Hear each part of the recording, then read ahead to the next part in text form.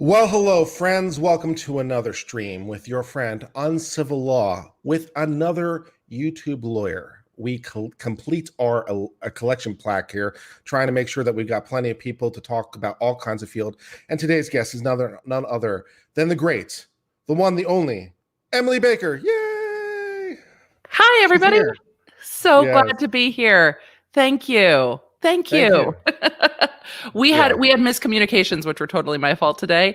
And then we were here, and I'm like, I'm so glad that we're here. We're just gonna chitty chat. And then we're gonna have to do a longer panel. We don't have to take it too seriously, lawyers can have fun.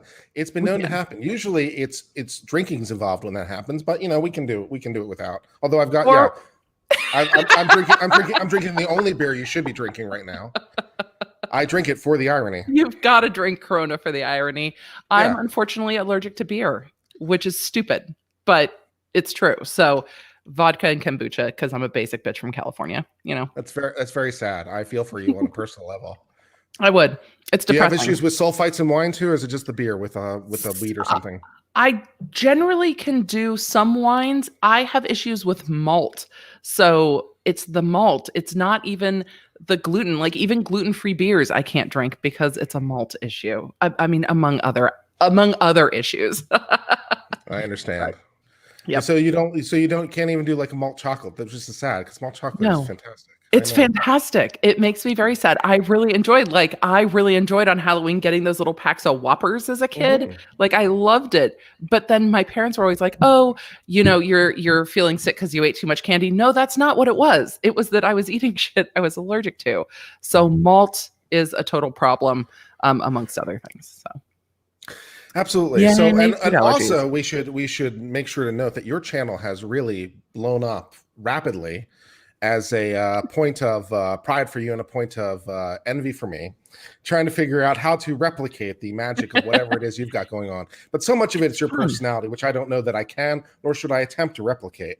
I mean, I've never banged my head against the wall, though I've wanted to, and I've never related to anything more. I'm like, I relate to that so hard reading this particular motion. Apparently that earned me a few tweets and retweets, so apparently that was good for the engagement. It was fantastic, and it was funny, and that's really the point of the law things, right? Is to have fun doing this. Yeah. The whole thing with the beauty of YouTube is such an interesting thing because I did that first stream where I read the initial complaint and I'm like, okay, I'm spotting weaknesses. They're not anything that anyone shouldn't be able to spot, but there's public figure problems. There's maybe some underlying truth issues here. There's problems here. And so I'm like, oh no, I'm going to tentatively score this for without a crystal ball over here, KJ over here, and suddenly I'm the new boy toy. I'm suddenly the new, the new shill. And were you on payroll? Did anyone say you were on payroll? I don't know that I got payroll. I don't know that I got that one. And it reminded me a lot of this other lawsuit, which I've been covering, which I'm still waiting for the very end, the Court of Appeals any day now. I'm still waiting. But for the Vic Mignogna thing, this voiceover artist who got into trouble with a Me Too kind of allegation, and there was defamation issues. And so I was scoring it very negatively against Vic and his side. And it didn't go over super well with the Vic fans. I mean, it's not going to go over well. I talked about some of the Jeffree Star accusations and the apparent NDA and payout, and people were like, "Is he going to be arrested for this?" I'm like, "Well, actually, let's talk about how old it is and statute of limitations." And people are like, "No, we hate him," and I'm like, "You can hate him. It doesn't mean that there will be a criminal prosecution. It doesn't stop you from disliking him if you dislike him." And the same thing happened when I talked about Gabby DiMartino selling stuff on OnlyFans. Have you heard about this? The OnlyFans picture. Yeah. So she tagged it in a very salacious way, but the photo itself might not count in the CP way, not to get you demonetized immediately out of the gate. It was her as a child. I don't think it's CP. But it wasn't salacious. It wasn't taken with that intent. It wasn't in a compromising position. And I juxtapose that to like some of the stuff you see in like Cuties, the Netflix documentary that Texas indicted them over, because there are lewd and lascivious depictions versus a kid spinning around with no underwear on. So it's different. And people were like, "No, it's this." And I'm like, I know that you're mad. I think she clickbaited her own photo and it's gross. It doesn't mean it's also CP for the purpose of a federal criminal prosecution. Yeah. So sometimes what we want the law to be and what the law actually does are very difficult things to discuss. Yeah, the thing that's I at least try in my own mind when I try to like logic things through and try to apply things consistently, and that's not always possible, but I do my best. And one of the things that I think about when people are saying that about that, it's like, no, we hate her, we want that to be prosecuted. I'm like, are you sure? Because here's what that would mean if that were true. Here's a whole bunch of other things that's going to now sweep in. Every time a parent is taking photos of them washing their baby in a bath or whatever, it's like, no, that should be legal. I'm like, but wait a second. It's like you might actually have to think this through a couple steps. It's a slippery slope when we want to cancel. Yeah. Well, it's not even a slippery slope problem. It's the fact that we have common law, which I guess is the biggest slippery slope of all. It's like what happens today, we will be building bricks on this for next 1,000 years. Yep. Literally. So it's like we have to have a little bit of foresight about what that will mean down the road. And some of the things that I see all the time is like people want a particular result right now. I'm like, are you sure? Have you really thought that through, what that would really mean in the long term? Yeah. And it's like, this is one of the things I often point out to people is that the law is very small c conservative, because it realizes this, and it's like, yeah, what happens today is probably not going to stop here. It will grow and fester and progress in ways that we cannot foresee, in bad ways. And, I always talk about law changing slowly and that being by design. And it does. It's meant to change behind our social norms, and it's meant to change behind how we feel, because we don't want people just legislating morality. I mean, or at least I don't. I think most people don't. So we get it wrong when we do that. And if it's like, and if you do, are you whose morality, right? That becomes correct. The real problem. It's like, I want my morality. It's like, great, but power changes. It's one of the things that one of the things I always thought was interesting, watching as a more Republican, more right-leaning person myself, watching some of the left respond to Trump and be like, he's a tyrant, he's in all this, he shouldn't have this much power. And I'm over here like, yeah, some of us on the conservative end have been saying this for a little bit now. Maybe the federal government shouldn't have this power. Maybe state rights are good. Maybe federalism is good. Maybe the state should be allowed to do stuff. No, they're all a bunch of people. And then Trump, it's like, maybe federalism. I'm like, oh, well, welcome to the party. Thanks for coming along. It's been very interesting watching it flip, especially with Texas's lawsuit, watching people be like, why are the states suing other states? It's like, oh, you don't like that. Remember that you don't like that. Yeah, it's like Texas either didn't think that all the way through, which I don't think is possible, because whatever problems it has many. It was one of the best pieces of legal writing I can think of in recent memory. It was extremely well written, in my opinion. So their lack of thinking is not the problem. I think they knew it wasn't going to go anywhere, because there's no way they wanted it to be successful, because if it is, it wouldn't be too long before Texas is on the wrong side of that V mark. Correct. And it's like, you probably don't want that. It's like, really, the federal government can come in and deal with your laws as it comes to your internal elections. Okay. Nope. Like, didn't we have a whole case at the U.S. Supreme Court not that long ago? How long ago was it now? 3, 4, 5 years, about the Voting Rights Act and parts of being struck down specifically because Congress can't interfere with states' rights when it comes to certain things. It's like, now we want to undo that. I'm like, I don't know. That's not what you were writing 5 years ago. Yeah. I don't know if I don't know if we want to undo that at some point. No. The law can't fix everything. And I know there were a lot of people that didn't love Amy Coney Barrett's confirmation, but she made it very clear during her confirmation hearings, the law is not intended to fix every single thing. And the court is not intended to fix every single thing. And she was absolutely right. Yeah, I mean, and this also comes from an idea of what should the judicial branch, or for that matter, any branch of government do? Because you could go read about this in the Federalist Papers. You can go read about this in the Origins of the Country. It's like, what should this judicial branch do? What shouldn't it do? Yep. It's like, do we really want these people who are unelected and not accountable to elections being able to do stuff? And so a lot of these abstention doctrines, a lot of these ideas of like latches and mootness, ripeness, standing, all these kinds of ideas are an idea of maybe the judicial branch shouldn't do stuff. Yeah. And it's like, well, that's not fair. They should do all the things. I'm like, yeah, no, I don't think you want that. Maybe you want elections. Maybe you want democracy. Right. But I it was interesting because I listened on your channel where you said, like, a lot of people have trouble separating what they want from, or what they want personally from, like, what the legal result is, and say, well, that doesn't make any sense. At least personally, I didn't have that problem. I never really struggled with that issue, because to me, the law has a logic to it. There's a very sort of logical chain of reasoning, and it makes sense. And you can disagree with various points of the logical chain. I mean, that's not a problem. Like, I can go back and criticize this Supreme Court case and say, oh, you made a mistake in your logical reasoning here, that you shouldn't have done this. But the logic from your own premises works. You just should have done something else. But I feel like people just want particular results without any logic to it. I'm like, but then you're just into an arbitrary world where there's no justice, because it's whatever who's ever judging your case at any time wants it to be. And, like, that can't possibly be good. It's very interesting. But didn't you have those people in law school who were like, but that's not fair, and that's not the way it should be? Because there were a handful in my 1L section who were like, but that's not. And I'm like, but that's not the point. Like, you're missing the entire point, because you're all in your emotions about it.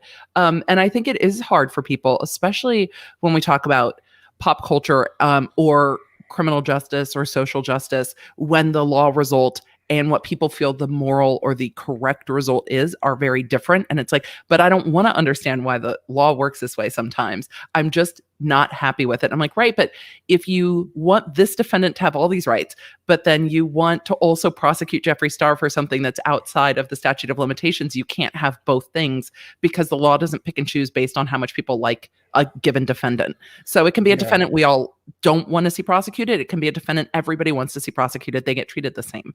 And I think that's hard for people, is that the law should treat things the same regardless of public opinion. And that can be difficult. Yeah, they should go to jail because public opinion is against them. Sounds suspiciously mobbish. It is very mobbish, but isn't that like Twitter? I don't know what Twitter is. I don't really use it that much. I just have an automated thing to, like, alert people as my stories to make sure that people get the memo. But I rarely use Twitter for anything else, because it's the court of public opinion. But you also, like, have a day job where you do things. Right. Yes, I do have a day job. Yes, that's not social media things. Yeah, no, I know. It's fine. My day job is patent law, which is very unsexy, but very necessary. Very necessary. Yeah, which is I create monopolies for a living. Hooray! You say that like dead inside. You're like, yay. Well, I've been doing it for 13 years. I'm ready to move on to other things in my life. Part of the reason I started this channel is to do something different. And when did you start your channel?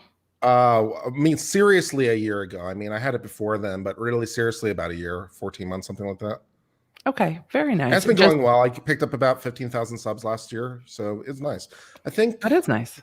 Last year, a year ago on December 30th, I think it was like 2,800, and now we're up to 18,000. So yeah, we've picked up about 15,000 subs. I know, it's not bad. It's good growth. Making progress. It's good. It's good. Once you get over that 10,000 hurdle, it moves. Or, I mean, I guess, I don't know. I don't have any, my channel was at like 3,000 for years. And then it was like, hi. So, and then everyone came here. So was it the one story breakout? Is that the one viral story? Is that how it goes? It started growing for me with talking about the Kanye West contracts, because that seemed to rank, like my videos on those ranked well on Google. And so then stuff started to pick up, and other channels started to pick up what I was talking about, and that tended to grow. But then getting into the beauty stuff, other channels, because drama channels weren't talking about Kanye West leaking his music industry Twitters. Like, it was kind of a blip. It was a big deal for me. I'm like, look, do you know how many hundreds of thousands of dollars went into writing these contracts? It's fascinating to get to read them. I've never read music industry contracts. It was amazing. And then he was peeing on his Grammy at the same time, and then they never made him take the contracts down. So I don't think there were any NDA provisions. He didn't have an NDA, which is great. No one thought about that. Wild. I think it might have been in the base provision, but maybe didn't carry forward. I don't know. It was wild that he did it. Or the industry was like, fuck it. Let them see your contracts. You have great contracts. Let all the other artists whose contracts are worse than you hate you while you're complaining. Go ahead. Who knows? But it was really fun. And that started to grow. And then I've been running my podcast for just over a year, doing the like law and shit breakdowns. And so the combination of the two kind of helped, and then the beauty industry drama. But I have been watching. I mean, I watched.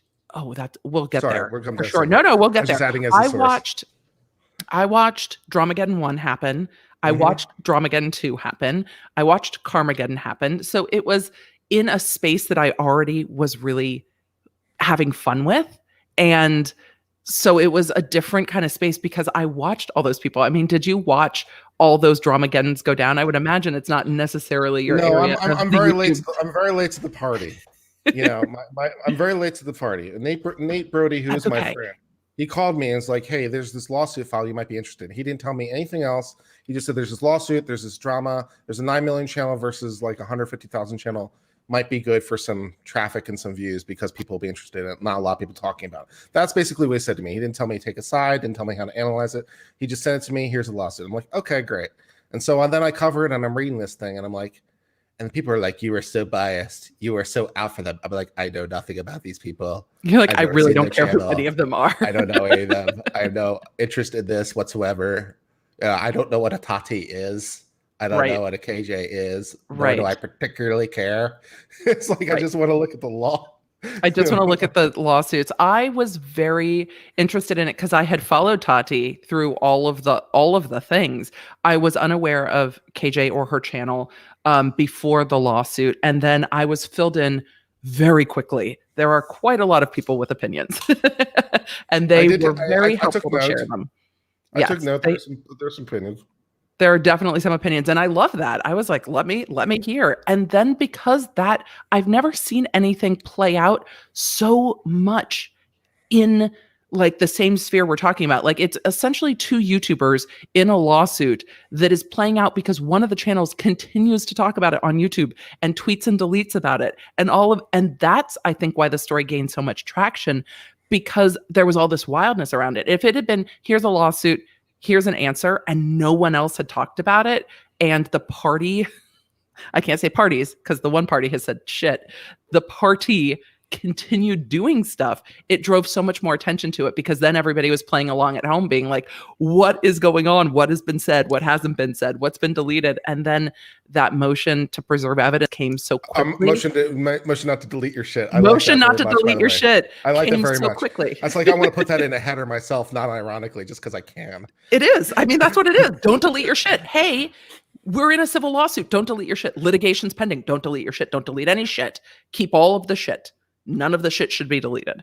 So it's very interesting seeing it all play out. And then everybody, I think, that watches that space on YouTube felt like they were part of it. And then all of the drama channels, because they all covered Tati Westbrook. It wasn't really about KJ, though I think she thought it was.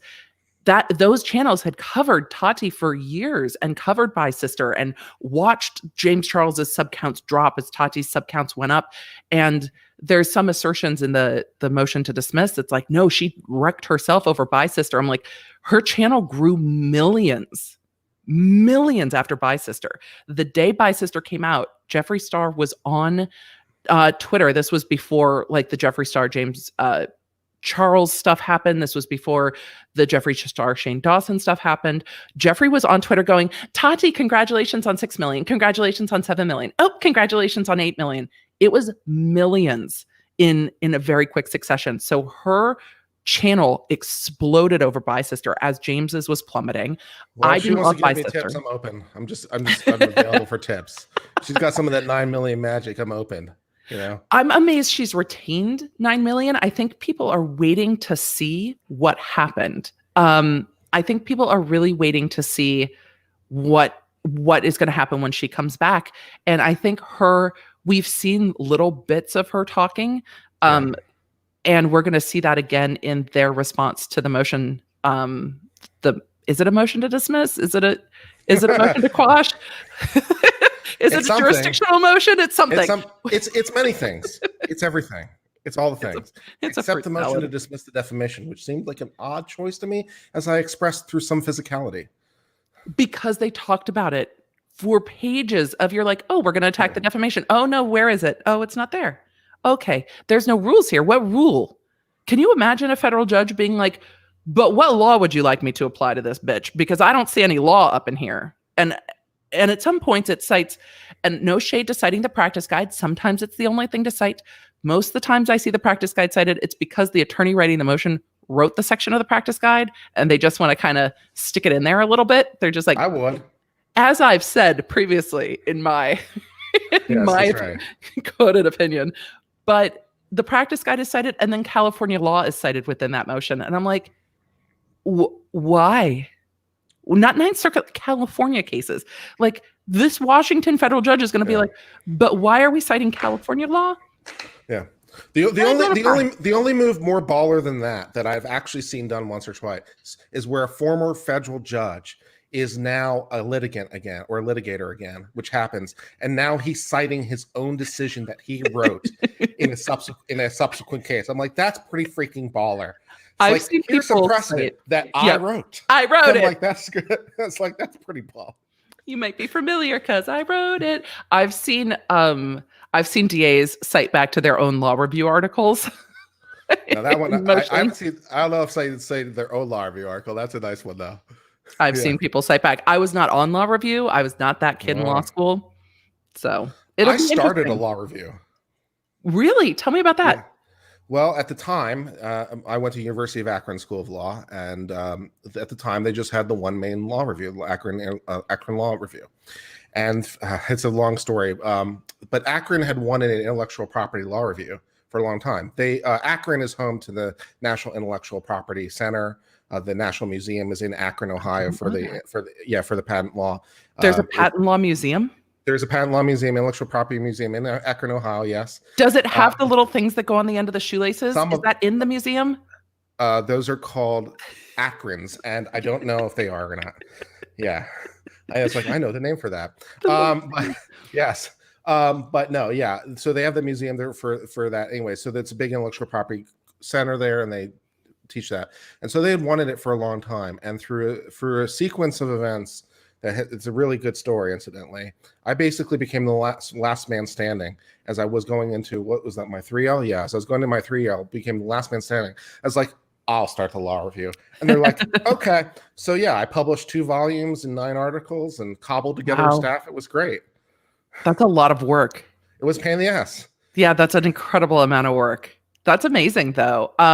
So did you always have an interest towards intellectual property law then? I'm guessing yes. My interest was in computer law. That's where I thought it was going to go when my career. I'm a big fan of the Electronic Frontier Foundation. Does civil rights work online, for lack of a better description.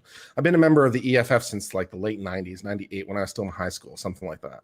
And I was thinking about going down that direction of computer law. So when I started undergrad, I was thinking, okay, I want to kind of go into that field. So I got a computer science degree as my undergraduate degree, and also got a political science degree. Got 2 BS degrees because I can, and then I went to law school. He's like, because I can. I'm like, I was clawing my way through the one political science degree. Yeah, it's like 164 hours of undergrad hours to be able to do that. It was a pain in the ass. It feels like you like to choose the difficult route with things. Yeah. So yeah, I got my 2 bachelor's degrees, graduated twice, walked twice, all that fun stuff. Anyways, then I started law school about 2 weeks after I graduated, because I graduated August and then started August. Yeah. And so then what happened? Oh yeah. So now when I was a 1L, I realized I qualified for this thing called the patent bar. To get the patent bar, you don't have to be a regular lawyer. You do have to have a technical degree, and you can practice patent law without a law license. They call them agents instead of lawyers. There was a Supreme Court case over that. But anyways, yeah, you can practice patent law without a law license. You just have to have a technical degree and pass this thing called the patent bar. So I'm like, okay, I'll do that. So I passed the patent bar when I was my year after my 1L. And then I was like, oh, okay. So then I went into patent law, and I've been doing that ever since. And now I'm ready to do something else. Yeah, I mean, it's fair enough. The thing about, I kind of knew I wanted to go criminal leaning fraud and paper cases, because I'm also a giant nerd. And so I worked with my con law professor. I worked for the white collar crime professor, but I did not do law review. My channel knows that I hate writing, but also ADD and dyslexic writing is not my gift. It was like, don't we have things where I get to stand up and talk? Where can I talk? I want to talk. Yeah, and they're like, court. Yeah, go ahead. Yeah, that's right. And then since I saw you and Nate bond over DA stories, I'll bond over like basically my one DA story, where I wasn't really DA, but close enough for our purposes. When I was in my summer of my 1L, I interned for the juvenile prosecutor's office in Summit County of Ohio, because they have a separate juvenile prosecutor's office. Interesting. Yeah, they separate them, and so I interned them for that summer. And my first day on the job, this would have been 2005, which is well before Breaking Bad. This is going to become pertinent information rapidly. First day of the job, they say, okay, we have this kid. He's 14 years old. We're prosecuting him for running a meth lab. And we want you to figure out how he figured out how to make meth and run the meth lab as part of our figuring out how to put our case together. So could you do that for us? So it's like, okay. So then I sat on government computers for like 2 days, scouring the back corners of the internet, using government computers on how to make meth. It was fun. I love that. It's always fun when you get to research the weirdest shit for work. Yeah. And you're like, I need to talk to our IP, like the LA County District Attorney's Office it's the largest prosecutorial agency in the world. It is a massive agency. So there is a high-tech crimes unit that works on very sophisticated high-tech crimes. There are people who would go to DEF CON from our investigative team. So I got to know, because I also enjoyed tech, most of my enjoyment of tech got to be, where's Baker?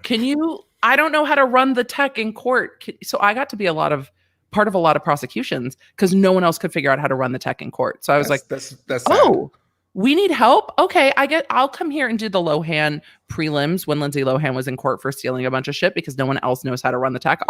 It's fine. I'll come do it. So I worked in Congress for a summer, and I spent most of my time working in Congress fixing Xerox machines, helping people figure out email, helping the congressman get their computer working better, and then being loaned out to other offices going, no, she can fix it. I'm like, am I tech support? Like, where is tech support for Congress? You think Congress could hire a tech support office? It's like, just put one together, Interns. They have so many college kids running around. They're like, somebody will figure it out. It'll be fine. So I always ended up being tech support. But maybe they can ask them on how to pass a law, since sometimes they seem to forget how to do that. They don't know how to do that.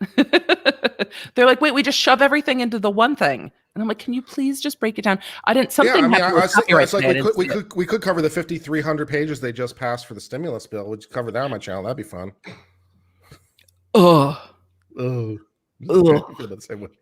Oh, has a little bit of everything in it for everybody. I hate that so much. I hate that they do that. I'm like, can we pass like anti-pork legislation, please, so that the thing you say it just does the thing, and then you vote on other things? Can we not? Like, that push and pull pisses me off, but I know it's what it is.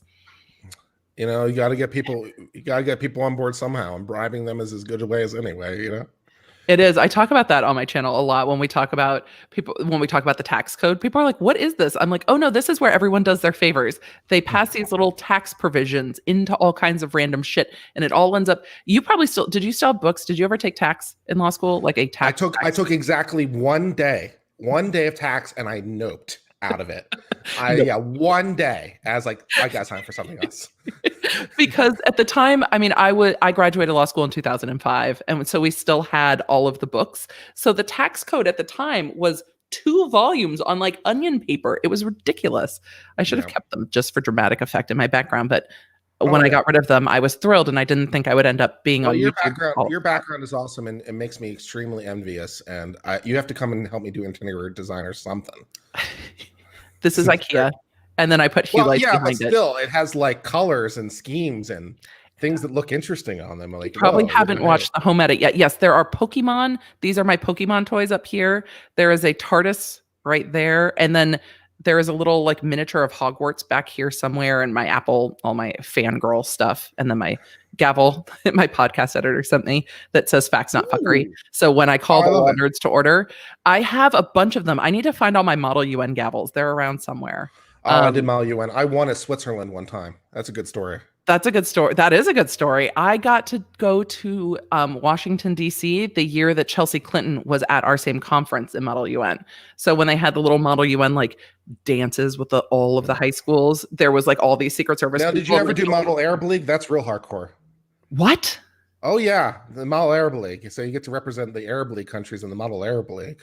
No, Oh I yeah, didn't. I was I was often a General Bahrain. Assembly girl. I was Bahrain. I represented some interesting countries, but no, I did not get to do Model Arab League. I didn't do Security Council either. I worked with a group. So I did mostly General Assembly stuff, but often gavelled. It was fun. Again, Excellent. liking to stand up and talk. I love it. I used to do Yep. debate in high school all the time. I did Congress, extemp, improv, Awesome. impromptu, and now I do improv comedy. I'm taking So you classes on did it. improv, but you didn't do trial stuff. You went into IP I stuff. went into written practice stuff. Well, it offered me the best opportunity to not be in Ohio anymore, which at the time was a high priority.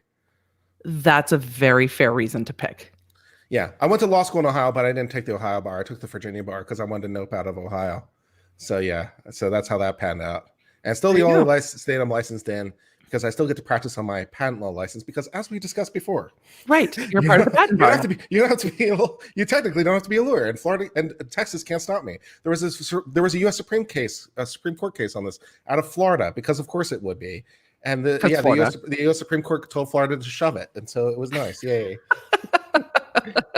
It's one of the things, because I do mostly consulting, and people are like, "You're licensed in California." I'm like, "Yes," and California knows I live in Tennessee, and if I need to go to court in California, I mean, why would I ever want to do that? I'm done. Like, people are like, "But why?" And I'm like, "'Cause done." Like, after 15 years, at some point you hit a roadblock, and you're just like, "No, I don't want to do that."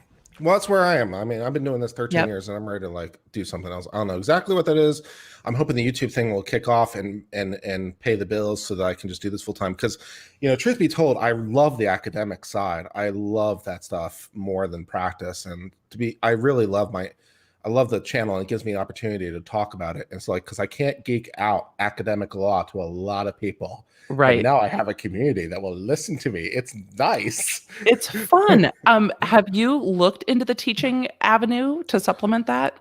I mean, not like at law schools. I wouldn't even know where to start, to be quite honest. Other than We're going to have that we'll have that conversation. Other than going to the dean of the University of Texas and be like, "So, you need an adjunct or something?" I don't know how to have that conversation. I would imagine there are not a lot of people in academia that have practiced, especially in IP, because a lot of people tend to stay in it. But to have someone who has practice experience would be tremendously valuable if you like the academic side of it. I'm ready to bail. Let's move on to other things. You're like, nope. Nope. I want to talk about stand-up. Can we talk about improv and comedy? Oh yeah, sure, absolutely. If you want. How did you get into that? Good question. Don't really know. I have a great answer to it. But about a year ago, when I was still living in Virginia, maybe a little bit more than that now, I signed up for class. I think I got it as a Christmas gift last year. No, probably no. It wouldn't have been last year. It would have been the year before last. So it would have been 2 years ago. So I think I got it as a Christmas gift 2 years ago, and went to a class, and I just really, really loved it. And now I'm like, I want to do all the acting, just like. Again, it's kind of the same thing in law. It's like where at least on my channel, it's like I want to study like all the subjects. Yeah. And now it's like I've been going down this road of improv for a long time, but it's like I want to do some stand-up classes. I want to do some dramatic classes, just because I find it fun to like know a lot about everything or something. Yeah. So you can pull from a lot of disciplines. Yes. When you like learning stuff, you like learning all this stuff. And so I get obsessed about stuff. And so then improv comedy, I've done both short form and long form. So short form is whose line is it anyway? That's short form. So you have very short skits. They have no particular interrelation to it. There's lots of different games, and they're all kind of self-contained. And then long form, as the name sort of implies, is longer form.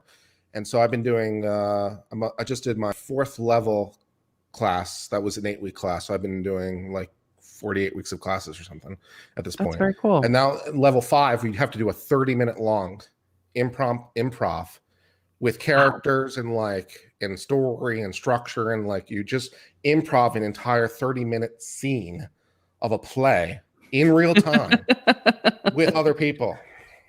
That takes a lot. That's a different way to use your brain for sure. And I've seen people do it, and it'll blow your mind how well they can do it. They put on a production with Washington Improv Theater that I saw where it was this whole spaceman thing where I forget exactly the title they did, but the whole premise was, you're in space and it's the future or whatever. And they did a show, and if you didn't know, you would have thought it was rehearsed. That's The whole crazy. thing looked rehearsed. You wouldn't, if you didn't know it wasn't rehearsed, you wouldn't know. And because it's just unbelievable how well that the people can do and make it seamless. It's like, yeah, when they can do it, they can really do it. It's amazing. That's awesome. Yeah, That's it's awesome. really, Yeah, really there was definitely a lot of people into well, I grew up in LA and lived in LA my entire life, except for stints in college and law school elsewhere until we moved to Tennessee this summer. And so lots of people in the acting space, lots of people who are like, oh, I'm sorry, I have to miss school today. I'm shooting LA Law. And you're like, oh, fuck off. But there was definitely a good And as I bit of mentioned, that. I lived in Memphis for a little bit when Yeah. I was late. Well, technically my parents did, but same difference. But yeah, we lived in Memphis, and I enjoyed Tennessee too. It's a great state. Nice, very beautiful place. It is a really beautiful state, and Memphis is the closest IKEA, so we definitely know where Memphis is. You have It's also got the greatest Bass Pro Shop ever. Look, we had not been to a Bass Pro Shop ever until this last Thanksgiving, and it was just because we were driving out to Palm Springs with friends for Thanksgiving last year, and the Supercharger happened to be at a Bass Pro World. We had never been. My kids walked in and they're like, "Oh, it's amazing!" And it had the 2 levels and running water and fish and a restaurant. It was The restaurant is good. food. Did you dine at the restaurant? We did. It was delicious. Did you get the alligator crocodile stuff? Did you get that? No. The fried? That's good. No. The bread's fantastic. It's like crack bread, right? Yeah, it's really good bread. It's really good. So we enjoyed it. It was our very first experience, and now the kids are like, where's the nearest Bass? Can we go to Bass Pro? We want to go to Bass Pro. And I'm like, right, because it's amazing. And my oldest son and I are both into recurve archery. So Bass Pro has a lot of stuff. And both of my boys are into Boy Scouts. And now that we are not in California, camping takes on a new meaning because the weather is much more dynamic in And they'll let you Tennessee. do things. And they let you do things. So it can be wet, it can be cold, it can be hot, it can be all the same things in one day. The ground tends to be a little bit wetter. So the kids have really enjoyed getting to explore that. It's fun. There's a lot more outdoorsy stuff accessible in Tennessee than there was in California. It's a lot of fun. Awesome. Cool. Yeah. Well, let's discuss one legal story at least, and then we can come back Yes, and do please. some more BS. We can do some more BS stuff. So No, apparently our friend, President Trump, who is still president for another month minus 2 days, and the last I checked the calendar, has granted some pardons, granted some more pardons for more people. So we have not really read this, but we've granted some pardons and commutations. And I did see that Legal Eagle is extremely sad. He did point out that he said he was devastated about it. I saw that on his Twitter. So if he's devastated, that probably makes me happy.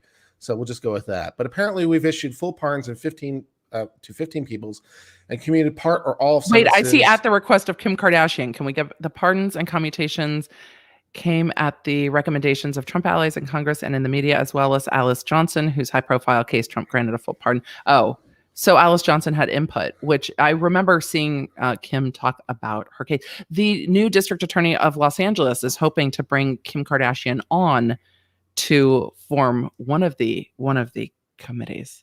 Who is Alice Johnson that got this pardon? Alice Johnson was in on a drug case related to, she was not the main target of the drug case and was in for a extraordinarily long sentence just based on the way that the federal laws worked and the type of drugs it was.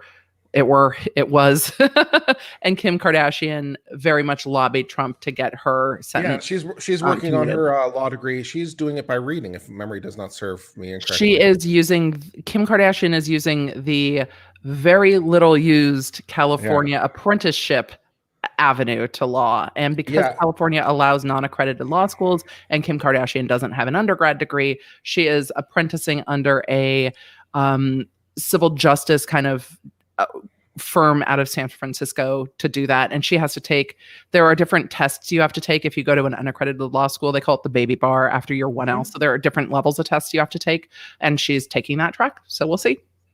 Yeah, when Virginia also allows you to read for the bar, and when I was sworn in, there was one person who was sworn in among the however many people were there. But there was one person who had no law school and just reading for the bar, old school style. Personally, I think we should just bring the apprentice system back, but that's another story for another time.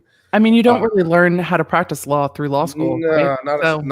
not as much. No. Yep. So we've pardoned Papadopoulos apparently for making false statements. That's nice. I'm sure During the Mueller investigation, great. No, great. That's Mueller. exactly what we need. I'm Mueller. He's Mueller. Even though we spell it exactly the same. He is Mueller. I am Mueller. And we must keep these separated. We must. Although I'm right and he's wrong, but that's okay. Yeah. I met him once before he was special counsel. He seemed like a pretty interesting guy. And they said then, yeah, it's because we share the same name. So we had a short conversation. He seemed like a reserved guy. Whatever. Shocking, right? Oh, more people that lied. Yeah, we got Alex Vanderswaan. I know how to pronounce that one. Pled guilty, and Hunter, who we're assuming is not Biden, who a Trump ally, was sentenced to 11 months in prison, and we've pardoned him, the wife of that guy, and some other people. So as a former prosecutor, I don't know that you've ever had the experience as a state prosecutor of having someone pardoned out from under you. But would that make you sad if someone that you had prosecuted and spent all that work to, would that make you sad on a personal level? It depends on what they did, but there are a few cases that I've prosecuted that are threatened to be released under some of the changes with the new DA, and I am angry about it. I'm like, no, those victims could finally sleep at night. And when it comes to less than homicide cases, I get less ragey. But when you've killed people, I get angry. So there are some cases that, like for drug laws, particularly, if the drug laws have since shifted and it's like, okay, well, we're going to let people out. The drug laws have changed. This shit's not really specifically illegal anymore. That wouldn't really bother me. But others that's like, no, you did the shit. We're not doing that. There are some things that would make me mad. It would be situational, though. Yeah, this is part of my irritation of going back to our much earlier topic of just trying to apply things logically and think things through. Some of my brethren on the left who at least are saying things like defund the police, and I'm like, that seems like a bad plan. Maybe we should add faith and give them more money so that they could do more training or something. I don't know, but it's like it just seems so visceral, and then it's like, and then they get upset because crime rates rise. And it's like, what exactly did you want here? Did you not think this one step through? Did you not think about what defund the police, what that would mean on any level before you started speaking it? Why are you speaking things without thinking? This makes me sad. I think there is definitely room for more transparency, and I think there's a lack of understanding of how policing works, which is different. I mean, I have a better understanding just based on my job, but also I got to go and do FATS training, which is LAPD's like big simulator. It was one of the most fucking stressful things I've ever done, is standing in that. And there's an operator that's operating like this huge screen in this dynamic situation, and you're giving commands and the other person's not listening. The video person's not listening to the command, and you have your weapon and you have to make decisions in the moment. And it's very stressful. I'm very thankful I've never worked in law enforcement that way. I was always law enforcement adjacent, but getting to be part of the process, you get to see things more clearly, and everyone doesn't understand that. And I think that that's part of the problem, is the lack of understanding people have. That's not to say terrible things don't happen. Terrible things do happen, but it's not because of funding. It's often because of our changing society, changing attitudes towards the police can pull into this. And a lot of times police don't have ancillary support, which instead of defunding, bringing in more ancillary support helps. And we've seen that go really well in Los Angeles with, especially in our sexual assault units and stuff, having nurses and victim support at the police station. That goes very, very well, but those people still aren't rolling out to calls because calls can be very dangerous. So very true. Transparency. I want to read a few super chats because someone in chat rightfully chided me for not reading them, and I apologize. I should have done that, but I was so enwrapped in the conversation, I kind of forgot. But that's my bad. Biden the Cold One gave me $5. Said, "Hey Emily, first saw you on Nick Rakita's show a few days ago. I liked the cut of your jib. I also enjoyed the cut of your jib, Emily. Thank you. Hey Kurt, can I be a mod? I did that. You know, you like me. Merry Xmas, no problem." Rebecca Davis gave me $4.99. Says, "Cheers. I can drink to that one." Ryan McCardo gave me $5 Canadian. Says, "If you guys think about Texas versus Pennsylvania lawsuit, Paxton clearly didn't think about the precedent. Yeah, either that or he knew how it would end, and so he could do it without any consequence, which is probably more likely. But either way, it's a bit irritating." Superstitious Oblivious B gives me $5. "Uncivil law should spill the tea on Rakita law." Superstitious Oblivious gives me $2 to say, "Does Emily like mudkips? Do you like mudkips, Emily?" Mudkips aren't my favorite, but I do enjoy them. I like a Bulbasaur better. Noted. And $10 from Ginny. "How does Emily feel about the new LA's DA's style?" The style. She has thoughts, I'm sure. I have thoughts, Ginny. I'm hoping there is more nuance to come. One of the things that we've seen playing out this week is that he said no more sentencing enhancements at all, point blank. And the Anti-Defamation League is like, whoa, whoa, whoa, whoa, whoa. Hate crimes are a sentencing enhancement. What are you doing? How are you? Yeah, Please don't get rid of hate crimes. This is the failure to think things through. It's like, you know, these things are really harmful because they're causing all these problems. So let's get rid of them. It's like, yeah, I just wish people would spend 1 second thinking things through. And okay, I want to respond to what you said in a couple different parts. First of all, I'm not necessarily opposed to reform of any kind. I cover enough things on my channel. I cover enough 42 USC 1983 cases to know that police / government do bad things that really drive me up the wall from time to time. And maybe there should be some greater accountability there. You know, we could go back to the old standard that we used to have before qualified immunity. Make Skidmore great again is my call from on high, but that's just me. But as to some of these other stuff, I'm not necessarily opposed. But I'd like to think that most people can think it through. And it's like, what would it be? What would it be like to be a police officer? What would that be like? What kind of situations would you be in? What would that manifest? How would that be? It's like, just run the thought experiment in your mind and like, what kind of protections would you want in that situation? What kind of threats are you facing? What kind of situations would you face? And that doesn't do it for you. Just go to YouTube and you can see enough videos of situations going from 0 to 100 real quick for absolutely no particular reason that anyone can seem to divine. You know, the trooper's going up to the side of the car and then he's got shot. It's like, what is this? It's from nowhere. That happens quite a lot. It happens quite a lot for no reason that I can divine. I saw one that happened in I think it was in Texas where it happened and they caught the guy, and I don't think they ever figured out like why did you do this? It wasn't even like he was facing any charges or running. He just decided to shoot the police officer for no particular reason. It's like, what was going through your brain? Would you like to explain that to me on some level? That'd be great. But there's some real problems out there. There are. And I think I do not like blanket policies about just about anything because they're always problematic. I think things need to be approached with more nuance and thought than that. So when it comes to we're getting rid of all of these things, it's like, wait, but hate crimes are an enhancement. Multiple previous sex offenses are an enhancement. So there are things that we don't want to just throw out because people don't like some of the gun enhancement laws, which again is for the legislature, in my opinion. And that's so some of the new policies I have some issue with. Some of the new policies, I will tell you, Jenny, we're just going to be totally honest. I'll just be honest. Cancel me. Some of the new policies go against the law. And when the law says shall, it means shall. And if you want the law to not say shall, your legislators need to change it. It can't be a policy by one elected official.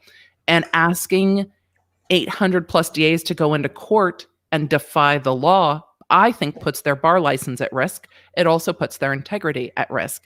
And when the judges are like, you can't do that, he's like, no, we're doing it. And the judges are like, but the law says that you can't do that. So when the law says you can't do that, the legislature needs to change the law.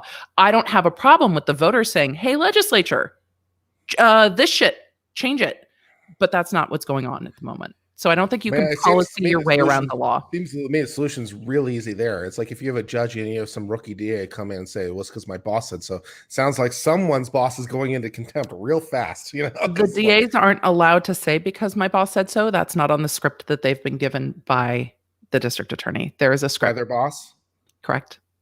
Ah, There's a script. There's also a Google Doc that is a watch list for judges and prosecutors to be reported for not following the new policies.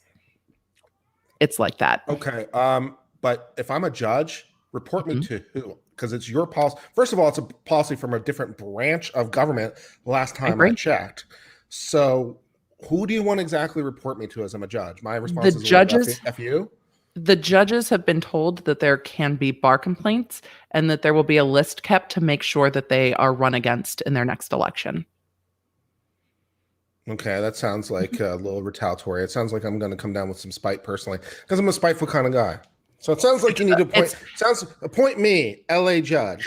I'm going to. I will personally put the LA DA in contempt. It'll be It's been great. very interesting. So the judges have been meeting to try to figure out, because the judges aren't going to go against the law, and some of the things that are happening, I will be very interested to see how they shake out. I think there are going to be lawsuits from victims' rights groups, from civil rights groups, from police agencies, and I'm wondering if there will be a lawsuit. This is pure speculation.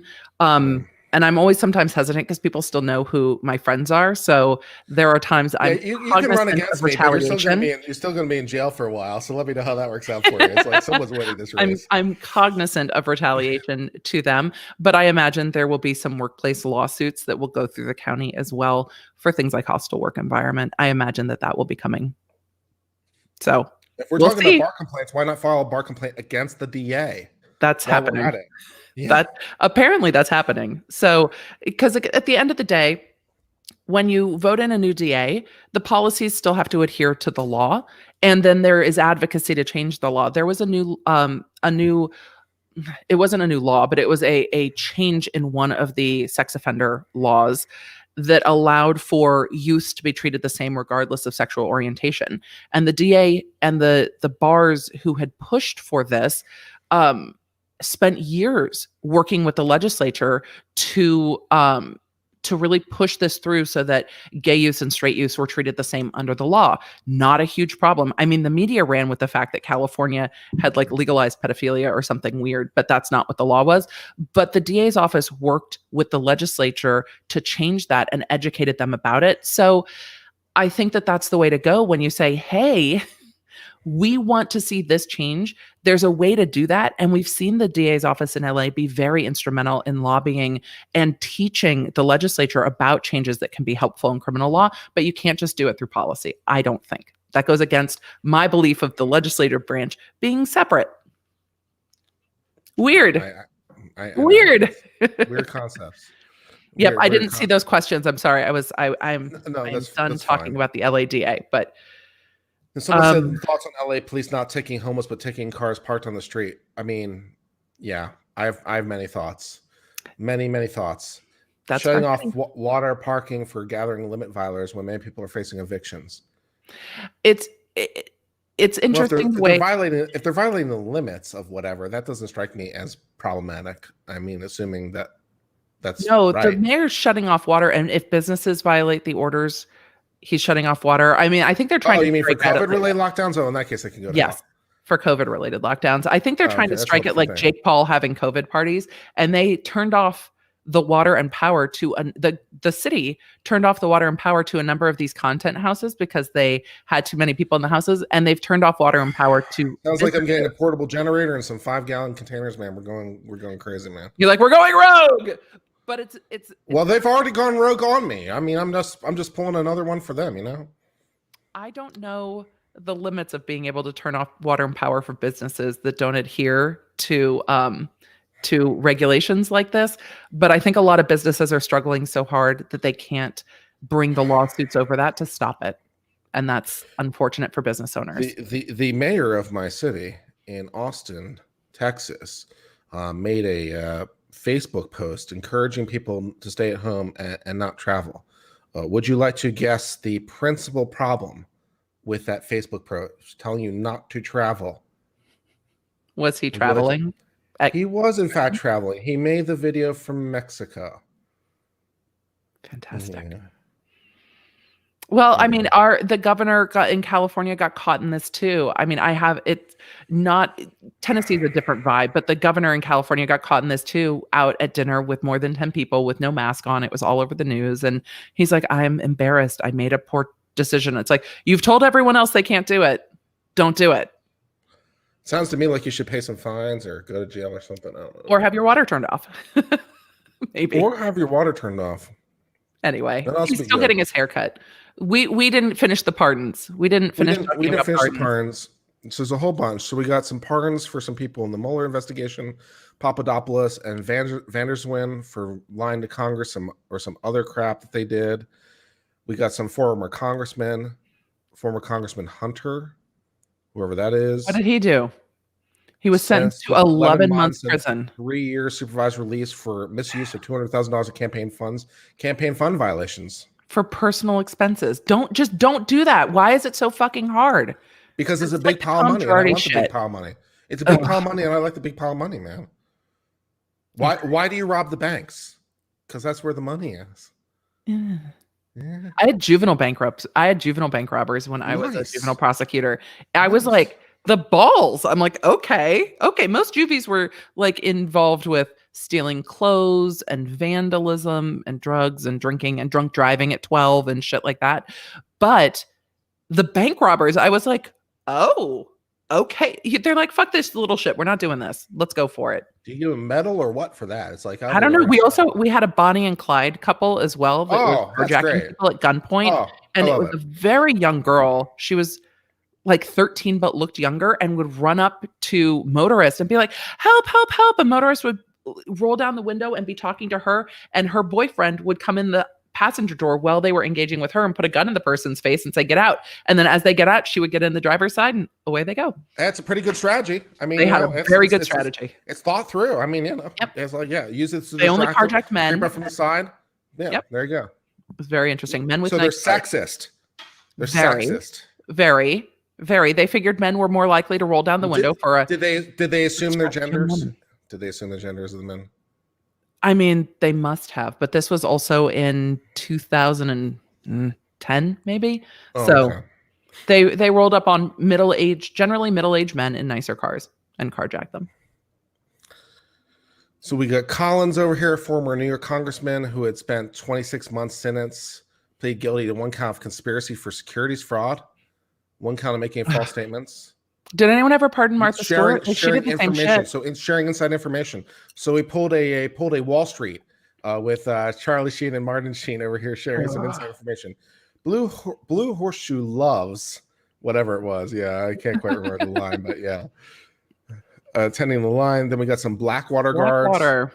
I haven't heard that name in a while. Blackwater. Me neither. Yeah, convicted by a federal grand jury of lengthy trial. Some 30 witnesses traveled from Iraq. Accused them of the men of illegally unleashing sniper fire on them. So found 14 deaths unjustified. What did we actually convict them of? Murder? It doesn't quite say. It doesn't quite say, because if you're pardoning people who murdered 14 people in unjustified deaths, that's a lot. The White House said that their pardons were supported by a number of members of Congress. But what were they actually convicted of? Because see, this is news media. This is how to read a news article, and also why news articles irritate me, because they talk about the fact that they did a whole bunch of these murders or unjustified killings, and they're a whole bunch of very, very bad people, but they never actually say what they were actually convicted of. What they're hoping we're going to read is they're convicted of murder, but they didn't say that, which tells me they weren't convicted of murder.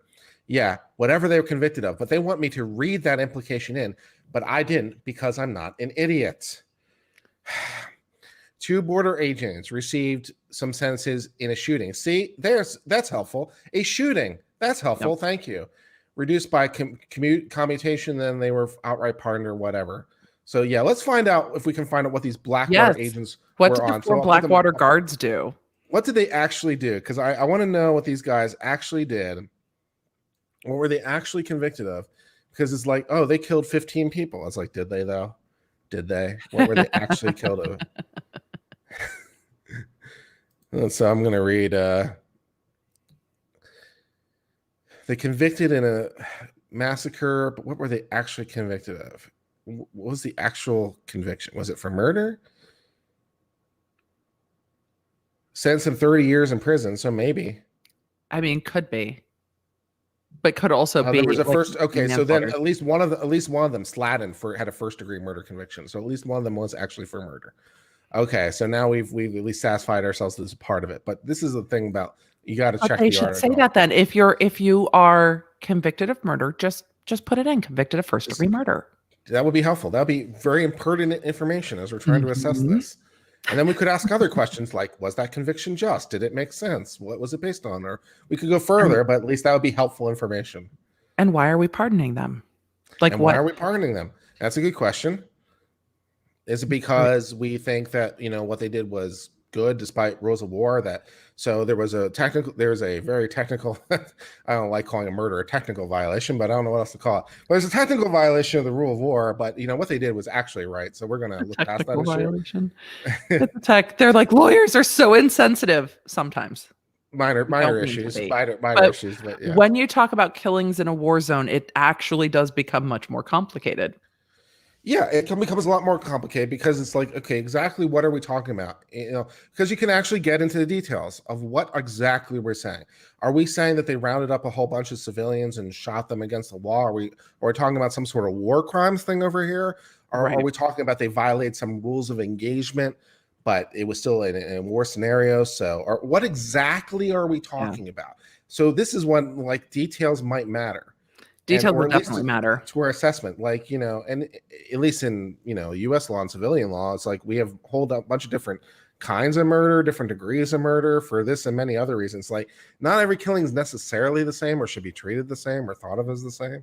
So it's like we could differentiate this. Now, maybe it's the most horrific thing ever, but it'd be helpful. Right. And I mean, 30-year sentences are pretty big to not be commuted, but to be were they commuted or pardoned? They were pardoned. I think they were initially commuted by Bush, if I understood correctly. Bush the senior. That was the border guy. Okay, well, yeah. I'm interested in the black border guards. I'm very, very interested in what happened there. So we'll have to see. I wish they would describe it more. All it says is that I need more details. All CNN is telling me is that the FBI found 14 of the deaths unjustified according to rules of engagement. Yeah, but that could mean a lot of different things, potentially, especially in a war scenario. And this goes back to our discussion about defund the police and nuance and actually trying to think things through. It's like, what exactly are we talking about? And people don't want to know. They just want to, rage. And rage is not particularly helpful for justice. It's like, I always like the line from Law and Order where Arthur Branch says, advocacy can be warm-blooded and justice has to be cold-blooded. I always like that line. It's cold-blooded, even-handed. It's a prosecutor can be zealous but not passionate. I'm like, yep. Yeah. I'm like, which is a hard line to walk sometimes. Yeah. It's like you can be zealous in representing your client, but you're not supposed to fundamentally care about, you're not supposed to actually not like this person. You're supposed to just follow the law. And that's one of the things I always like is just follow the law and you'll probably be fine. And then there's rules, something we talk about. There's something at the end. There's something at the end of that, for mercy and discretion and the rest of that too. But that's second order stuff. But yeah, I always like the logic of it. It's like if you just follow the path, you'll be fine. We talk about it when I talk about working as a prosecutor, that you don't really have a client because you're not representing the victims per se. You're representing the best interests of the people of the state.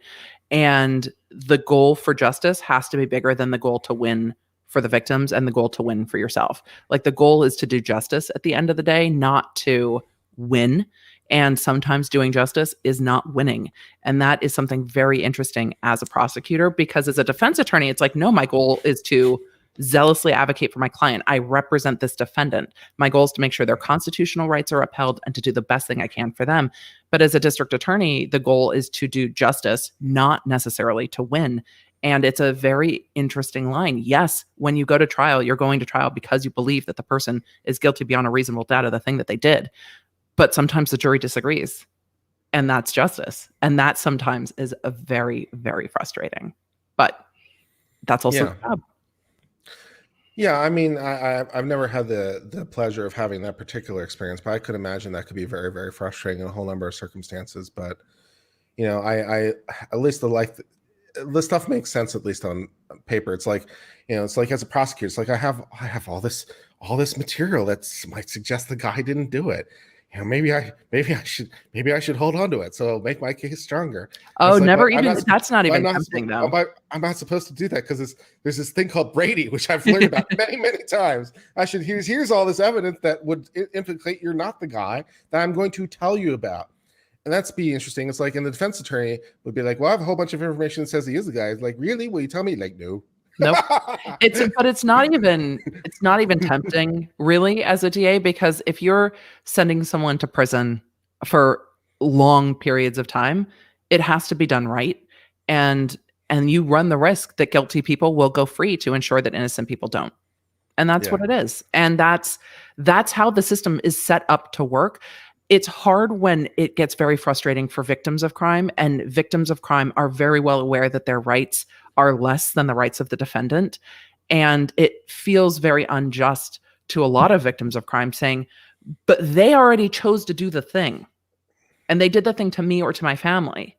So why don't I have any rights? It's like, right, because the government's not trying to put you in custody. This person did the thing to you. Yeah, they did something to you. They did something to you. And now the government's doing something to them. Yeah, exactly. And so they have substantial rights because the government is doing something to them. It's like, but they did the thing to me, which is where they violated your rights. Right. Correct. And now we have to, but we can't violate their rights, right? Their rights are also important, right? Correct. But if I'm a victim, I'm not going to feel that nuance. Correct. All I'm going to feel is rage. Fuck that shit. Yeah, fuck that shit. I mean, I'm not going to feel, which is probably why it's good that I shouldn't be able to exact my own sense of justice on the world. It's probably for the best that I shouldn't be able to do it. The other thing that I think about a lot, I've never had the pleasure, but the other thing I think about a lot is like all the false confessions. And like, if it were me and the police like had me in a room, would I falsely confess? I'm like, yeah. I'm like, I know better. I know about all these things. I know I should ask for a lawyer, but I'm going to crack. I'm totally going to crack. I'm like, there's no hope. If there's no hope for me, I don't know what hope there is for the random guy, It's interesting. It's like I read my Read manual. I got a copy of it. It's available. I read Read. It's like, yeah, this isn't going to end well for me. So that was most interesting in juvenile.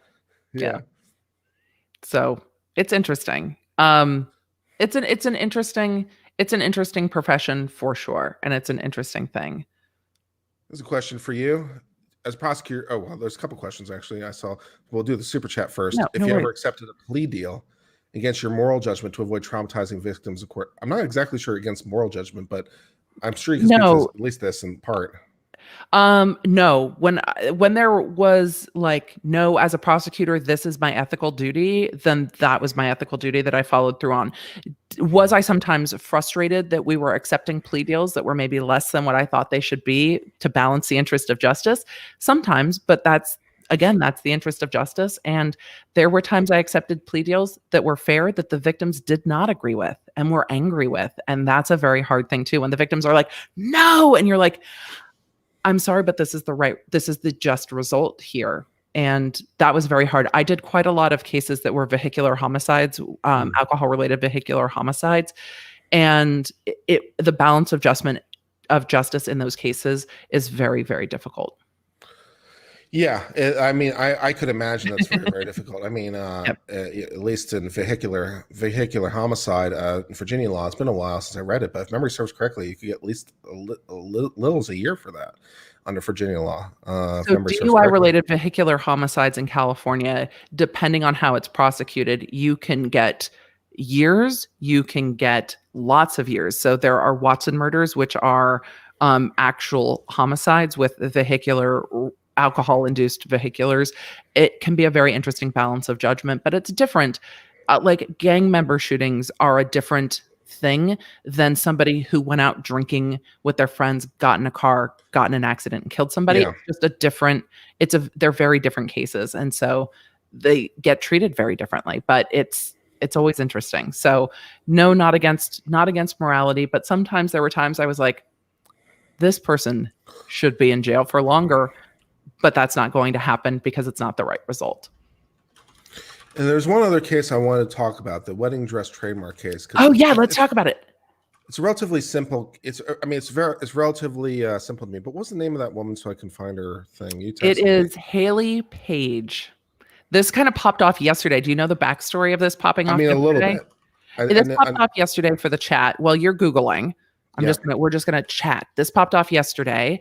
She released a Instagram video on her second IG account. She is on Say Yes to the Dress. My kids are pissed about something. Sorry if y'all can hear that. She has been on Say Yes to the Dress. She worked for another company that has a conglomerate of like wedding dress designers. She had a temporary restraining order issued against her. The company now has her main Instagram page with 1.1 million followers. They have her TikTok. That's the video that she posted on her other Insta. Yeah. They have her TikTok. They have her Pinterest and all these things. But she started the Instagram account that the company now has full control over during her time as an employee. And when I pulled the court documents in her employment contract, she sold the rights to her name and sold all of that and the goodwill that comes with that. And the company trademarked her name as a designer, and it included marketing. It said for purposes of marketing. And the company's alleging that they started the Instagram account for her as a part of the marketing of her dresses for them. But it looks like some of the initial breaches were her taking perhaps brand deals using that account. So I'm like, no, if that's the work account, you can't sell other shit to your company's audience on your account. So she's very upset about it. Yeah, I mean, from a purely legal posture, I mean, it seems based on the facts, it seems easy. It seems legally easy. It's like, okay, it's a business asset. There's a lot of businesses that are named after people, and those people sell those businesses. And sometimes they start other businesses. You know, I go to Gold's Gym, which is started by a guy named Gold, and then he sold his business, and then he wanted to get back into doing it, and he started another gym under a completely different name, which I forget because it didn't become as popular for whatever reason. But you know, the idea of you being able to, you know, build a business based on a name is well established. So it becomes a business asset. It's like you want to operate under your name. It's a business asset like any other asset. It's like you can sell that asset like you can sell any asset. Absolutely. And so like, okay, so we could get into the contract, we could get into the weeds of the whatever, but it's like, okay, she did it as an employee, she had an assignment, she had whatever agreement. I'm like, there's no lawsuit to be had. It's very similar contract to music. Yeah, it's very similar.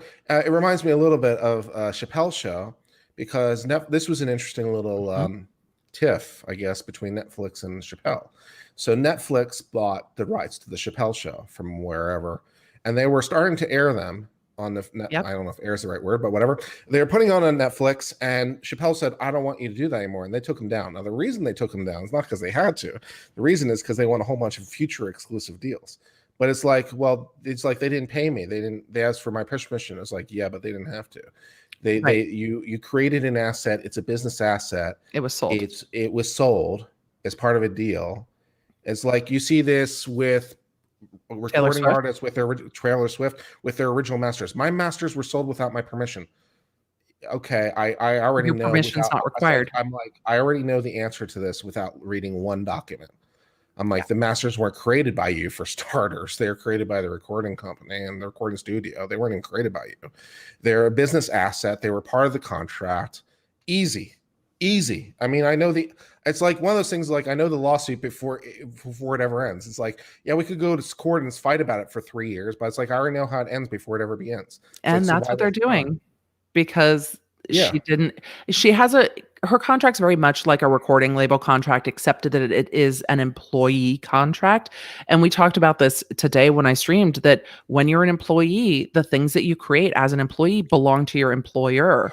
So if you are we talked about the Bratz dolls with Mattel. If you're a Mattel employee creating dolls and toys, and then you create this other toy line while you work there, it belongs to them. This happens at Google as well, though Google gives you some areas where you can carve out things that you create, but most of that intellectual property belongs to your employer. And she was a Cornell grad. She signed this at 25 years old. She said that she didn't have an attorney read it, but I went through the contract. The headings are very clear.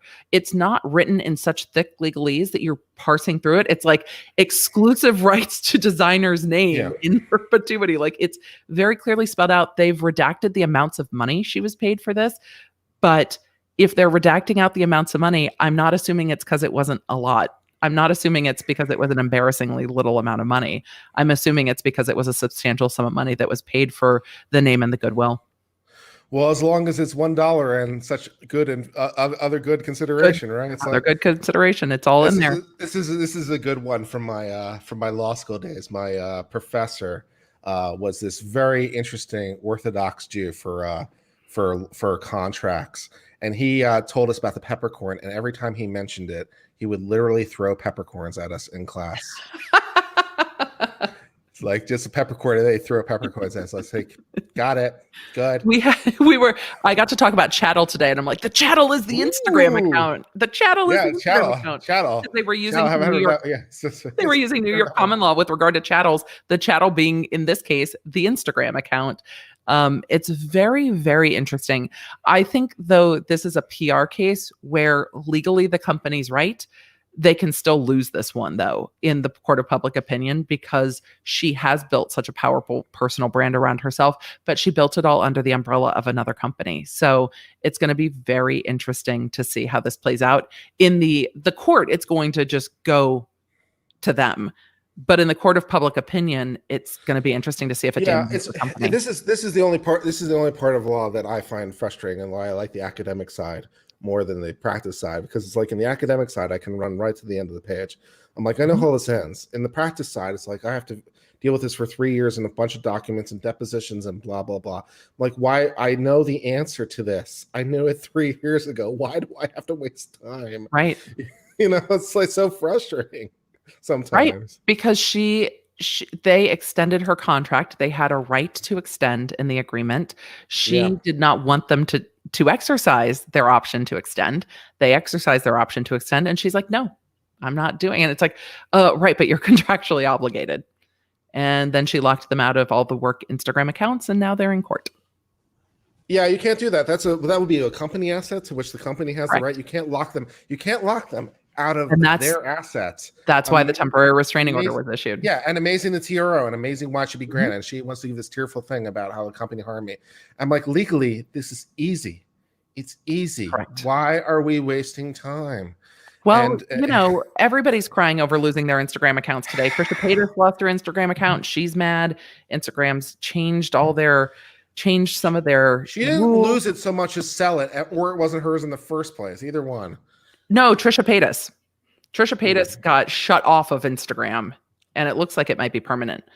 Instagram banned her for some rule violation? I think so. I think that'll get a little bit more pissy about, because I do get a little bit more pissy, and the reason I get a little bit more pissy there is because services like Twitch or services like Instagram or services like YouTube, for that matter, are changing their contracts on the fly. Yes. So I get a little bit more pissy about that, because like this contract said this, and I'm like, it's clear, and easy. That's what it is. It's like, and for Instagram, it's like, well, we're going to, we've changed the deal. Probably we don't change it any further. Then I'm like, yeah. What do you think about the new Instagram terms and Facebook terms that are a waiver of your right to class action lawsuit? Because the new terms say doesn't surprise me at all. Right. It doesn't surprise me either. But I don't know. I don't know if California, I think different courts will do different things. I don't know if California will uphold it. Oh, I'm sure California won't, and I'm sure the federal government will tell them they have to. Yeah, we can do the arbitration thing all over again. But yeah, you can waive that, and it's going to be very interesting. It's like I'm sure California won't, and I'm sure some federal court somewhere in the future. It's like, so would you like me to just write the California decision now, and would you like me to also write the federal court's decision now? Because I can write both and save ourselves 6 years. We can cut right to the chase. But yeah, it's very interesting. Have you been following the Tom Girardi lawsuits at all? Erica Jane, the Real Housewife, he's the lawyer that did toxic torts in the Aaron Brockovich case and others. I have not. No, that's fair. Can I tell you? I would love to. I would love to. Yes. Okay. Hot takes. I would love to see what you think. Okay. So there are It looks like almost 30 million in debts. A number of those debts are clients that were not paid out after toxic tort settlements. They are in federal court over it. His assets were frozen. I think her assets were frozen today, but I need to go back and check because I had to go to Costco and didn't have time to check Twitter to see if her assets were frozen today too. She is on The Real Housewives. They, in the federal court over the Lions Air crash, which was one of those Boeing crashes in, I believe, Indonesia, the court said, where is the client funds? Tom Girardi, famous big deal lawyer, has said our firm has $15,000 in assets and has no way to pay back the $2 million owed to these clients. They never paid their clients out of the settlement funds. Yep. So they just took the money? They don't have an answer, and they have not provided an accounting. There was a local law firm in Illinois that was helping with this case that has been asking for an accounting. An accounting was never provided, and the firm finally sued and said, we need to see the accounting. And they have no accounting, no explanation for where the money went. And there are other class clients in other lawsuits that have outstanding judgments that have just never gotten paid. Never gotten paid. Okay. And like so that's $11 million in one, $2 Yeah. million in this one. They've got loans out from all kinds of different class action lenders. The firm is now in receivership. It's fucking wild. That sounds bad. So that sounds like embezzlement. Or Yeah, it right? sounds like full on criminal behavior. So it's like, yeah. So the number one way to get in trouble as a lawyer is to screw with the client's money. That would be the number one way to get in trouble. And yeah, you have to actually, what you're supposed to do, for those of you playing along at home, this is how you're supposed to do as a lawyer. It's actually not that hard. What you do is you set up a trust fund for the client, okay? And all the money for the stuff goes in the trust fund. And if you as a lawyer are to be paid, you pay yourself out of the trust fund, right? Once your fees are earned, you can pay yourself out of the trust fund. And so like, okay, your client gives you a retainer, you put it in the trust fund, and as you need to pay yourself, you pull it out of the trust fund, right? If you have to pay for expenses, you pull it out of the trust fund, pay the expenses, right? So it's a nice little money pile over here. If some money comes in for a judgment, you put it into the trust fund, right? You put it in the trust fund first, then you disperse it as you need. So you write some checks. Really easy. Sounds like those things did not occur. Those things seem to have not occurred. Did not occur. There were, that sounds like some super fraud, embezzlement. So I'm already counting federal charges in my head. The U.S. Attorney's Office has been notified. The U.S. Attorney's Office has already filed a motion to get the documents under seal. So it looks like he's 81. His wife is 49. Why She under also seal, filed though? for divorce. I do take a bit of exception to things being under seal. I think they're done way too often. Some of these settlements regarded minors, it looks like. And well, we can redact their names. I mean, that's fine. So there are a number of things under seal. The U.S. Attorney's Office asked for those documents to be forwarded to their office, so they've started to look into it. It is going to be the biggest mess, and there's so much more that's continuing to come out. His former law partner has now sued him. There are multiple liens against the physical location of the practice, and she has a song called Expensive to Be Me. She is on The Real Housewives of Beverly Hills. They're currently filming. She notoriously spends $40,000 a month in personal maintenance and upkeep. It's just fascinating. So today the federal judge was going to freeze, it looks like, her assets. What personal upkeep? What does $40,000 of personal upkeep even look like? Spoken like a man. Have you Google her? Google Erica Jane. I mean, that's a $500,000 a year. Do you spend $500,000 a year on upkeep? Fuck no. I also don't look like Erica Jane, but it's hair and clothes and the stylist and the facialist and the trainer and the nutritionist. Supercuts for $25. I just wanted that to be noted. I have not had my haircut since COVID. That's why it's like this. Wow. But it's all of the personal stuff. She also has a music career of sorts. And so the music videos cost money. Allegedly, his firm loaned her business $20 million. No one quite knows where that has gone. So, well, all I can hope at this point is that they make an Aaron Brockovich part 2. That's what I'm saying. Where they say how the law firm that helped these poor clients wound up to be the biggest scam artists of the all. Hey, you thought the company hurt these people. Well, Yes. let's tell you the real story of the real gods of this company. You thought the toxic torts were a problem. Right. You don't know anything. Chemicals. There is an article from a local newspaper in Southern California that says that he has been sued 22 times since the late 90s, and that at least 14 of those are from former clients alleging that they have not been paid. There are 0 bar disciplinary actions that can be found. It looks like all of these things settled in some way that the bar never took disciplinary action. It's shocking. No, that's weird. That face. There is something strange. That does confuse me. Yes, there is something. That has never come to the bar's attention. Things that are crap come to the bar's attention. It looks like I have not had the pleasure yet of having a bar complaint made against me. Although Nick tells me I should expect one any day now. Nick told me the same thing. Yeah. First they have to find me because they'll probably file in Texas, and the Texas bar will be like, "We've never heard of this person," so that'll make it easier. Go ahead. Yeah. It looks like bar complaints have been made, but it doesn't. There's no disciplinary record of it. And so I think some of these cases might have settled with withdrawn bar complaints, but I don't know. I'm hoping some investigative journalist somewhere will figure out what the fuck the California bar is doing with this. And people on my channel were asking, like, so when did the victims also sue the bar for not having discipline so that they didn't have a heads up that this was going on? Because there were all these outstanding other lawsuits. It's crazy. I like it. I mean, there's some qualified immunity, sovereign immunity problems, but I'm already in my head spinning ways to get past those issues. So how can I possibly get the bar association for not disciplining them? I like it. I might take that case just for the hell of it. It'd be fun to sue the bar association. Yeah, it'd be good. It's interesting because you could say, look, if you had taken action after the first, 14 lawsuits alleging him of legal malpractice and put it on the website, at least when somebody Googled him, they would have seen a disciplinary action. I'm feeling a little reckless. I'm feeling a little willful blindness. I'm feeling some potential action. I'm feeling some potentials here. Suing the California bar might be fun. Yeah, that could be fun. And then Erica Girardi leaked on Instagram, posted on Instagram, his alleged mistress and texts between them with a full phone number. The alleged mistress is a federal judge. Oh, okay. Is it a man federal judge?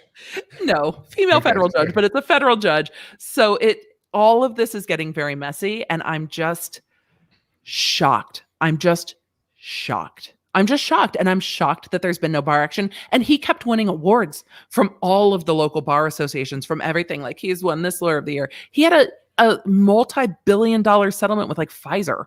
Like, where the fuck is the money? Where'd the money go? He has multiple billion-dollar settlements. Did he not get the memo about the? Did he not get the memo about the ALTA? Did he not get that memo about the accounts and how to solve this problem? This is not hard. The money goes in and then it gets doled out. Like, it's not hard. And so everybody's now wondering if he is going to die in the process because he's been in ill health and he's in his 80s. And if she is going to be left holding not only the embarrassment, but having to deal with it. So now they are being forced into bankruptcy in California by their creditors. So there is an involuntary bankruptcy petition on top of all of it. Ooh. So there is a federal case, there are multiple state cases, and now there is a forced bankruptcy. Okay. You're interested. You're interested. I am interested. Maybe try not stealing from the client. Would that be helpful? That'd be great. Maybe try not to steal from the client. I had someone in my chat who had a law professor, and she's like, there were 4 F's. Don't F the client. Don't F over the client. Don't F with the client's money. Don't F with the judge. Yeah. Those are your basics. I did note that. And then I also I think I mentioned it in your chat. I'm sure you didn't notice. And I don't know if this has changed in the interim because it's been a while since I checked. But Virginia didn't adopt one of those rules. They never adopted Rule 1.8K about effing the client. They never adopted that ethics. California doesn't either. There you go. Shockingly. California's like, so you can F the client. Well, I mean, Virginia is for lovers. So, I mean, you got that. It's only fair. They've got to be consistent. It's only fair. So this case is it feels like the tip of the iceberg of bad. I know lawyers that know him that are shocked that this is what was going on behind closed doors. One of his lawyers in his law firm is his son-in-law, so it's like pulling the family into it Oh, too. that's good. That's good news. It's messy. And when I started pulling the old lawsuits, some of them are really, really messy. It sounds suspiciously like a web of deceit is about to try to be untangled, and it's going to be ugly, and it's going to be no one's going to be happy at the end in any, and no one's going to be safe. This is like Madoff level Ponzi schemey. There are going to be other people. Like, how has this been going on for this long? And it looks like they were going from one settlement to the next, trying to back pay those debts. Yeah, but you can't do that. Stealing from Peter to pay Paul. What you should have done is you should have just paid them in the first place. Yeah, just pay them when the money comes in. That settlement. Yeah, I remember one of my friend Leonard French. It's told a story one time that for some reason, I forget exactly what happened, but he paid clients in the wrong order or something like that, and so he ran short on his IOTA account, and it was a very technical thing, but he still got a notice from the bar about what is this thing, or we've been notified, and he still panicked a little bit over this this transactional order problem, and he still panicked. And this lawyer who's been doing this, it's like, I want to go and I want to cause him physical pain. Now, personally, I like the bludgeoning because I really think it sends a more personal message than the shooting or stabbing. It's so you really got to get it's got to get that visceral in there to really send that message, I think, personally. It is definitely a visceral response. He has class clients out there who have an $11 million judgment against him for monies they should have been paid. So the judgments are large. This is why this is an involuntary. I know right now, without being told anything, that there's no way he has $11 million anywhere to be. He's judgment proof. I know he's judgment proof. None of these people will ever be made whole. I'm already depressed. The house is horrible. The house is big. There are apparently airplanes. There is some stuff. I don't think there's $30 million worth of stuff that's within the United States. But do you think that they're actual assets, or do you think that they're all being held up on strings too? They might. Are they all mortgaged, and is it just one big? Is it one big string? It might be one big circle. It might be. I think we might come down to getting rid of her $500,000 car, her designer clothes, her hundreds of thousands of dollars jewelry. The reason the federal court was going after her is because she started selling clothing through a Poshmark type app, a French one, on Twitter. And the lawyers were like, no, she can't be fucking selling her clothes on Twitter. Well, that's marital property. It's community property. She cannot be selling the Gucci and the Chanel and all the things. I have to be honest, I never thought about the marital property implications of a woman's clothing. Never really crossed my mind. But then again, most women don't have $1 million closets like she does. This is fair. Yeah, this is fair. This is where the $40,000 a month goes to, is this multi-million-dollar wardrobe that she wears on the Real Housewives of Beverly Hills. That would also be an option. This shirt was about $10. Oh yeah, this is from Target. Yeah, I mean, I'm not fancy. I do like fancy purses. This is Costco, and it's moisture wicking and everything. It's nice. I love Costco. I bought new pants at Costco today because I love their workout pants. But anyway, I digress. She is currently filming Real Housewives of Beverly Hills right now. I can't wait to watch how it all films out. I can't wait. I have to query where the money that she's supposed to be getting from this engagement is going. I wonder if it's being held anywhere in trust or whatever. If it's being garnished or otherwise restricted. Offshore. Oh, the money from Bravo, I would imagine. The money she's earning right this second. Yeah. Yes, I would imagine it will be. I would imagine that it will be. And if everything gets frozen, it's going to be very, very interesting because she still has brand deals happening on her social media platforms and stuff. So she's going to wind up in the federal prison too, huh? She might. She very well might. It's going to be like Teresa Giudice and Joe Giudice ending up in federal prison. And Bravo filmed it all. Bravo was like, well, Bravo could get another series out of it there too and help to pay some of it too. It's like, so Bravo will do another Inside Bars series, get some money and pay some of those judgments too. It's like Bravo's got the front seat to the unraveling oh my God. of one of LA's most famous attorneys. And it's wild. Some of these attorneys really, there's a lot of attorneys who disgust me. There was another one who comes to mind. he had this colloquial name. I'm going to paraphrase it slightly, but like the lotto lawyer. He was this guy who billed himself as being an expert in windfall lotto winnings. I think he worked from Ohio. He had a whole bunch of clients, and then he gets indicted, and like I think he got indicted by the U.S. government, and like basically he defrauded all of his clients, and like it's like their windfall is my windfall too. It's like you could have just gotten your fee and help them, but like you're defrauding all these people too. He defrauded his clients out of millions and millions of dollars according to the US government. It's like, you gotta be kidding me. Why? It's really not that hard to not be shitty. It's not that hard. Like, it takes effort to be great, but it's not that hard to be decent. Just the money goes in here, they earn whatever percent of it, and then you pay them. It's not fucking hard. Like, it's also not rocket science. And if you don't understand what like your 30% fee is, get an accountant. Yeah. They can be like, here's your 30%, here's your expenses, everything else gets distributed to the clients. It's really not hard. And it probably at many times starts small. It starts with someone making these small things, thinking they can get away with it. It's usually not the first thing that gets you. It's like I talked to some lawyers at the SEC once. It's like, we've never really found that like the first time that they do a thing that the SEC finds it. It's usually that like 18th time that they get in. They get a little bit bolder. It's like, we don't know if there's some guy out there who made the one big score and got away. We haven't found them, but all the ones we find, it's like people getting greedier and greedier. It's like, that's probably what happened here too. Yeah, you're never going to find money. He took money to pay expenses. He borrowed from Peter to pay Paul, and he was able to make it okay. And then all went to hell. Yep. It's like maybe bought a second plane. Don't begin the criminal enterprise, and that would be great too. It's really not hard. It's just so crazy. It's been wild watching it unfold, and it's true about the first one. In all the fraud cases I worked, you can track back as far as you can track back, but you're like, something tipped it where it was like, oh, it's kind of like shoplifting, right? It's like, oh, somebody slips like a little thing, and then another thing, and then you've got carts of stuff that you're just wheeling the fuck out because Target's not paying attention. Target actually has really great security footage and really great cameras. Like when we had check frauds at Target, they could like zoom in and you could see the check numbers as people were signing fraudulent checks and stuff. It was fascinating, but I digress.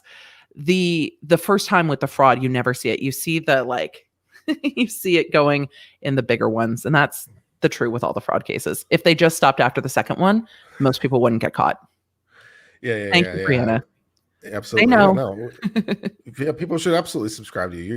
You have a wonderful style and a wonderful sense of humor, and I've really enjoyed your content and what you've been doing, and I've enjoyed getting sucked into this beauty drama and being used to being a shield and all the kinds of things. Isn't it fun?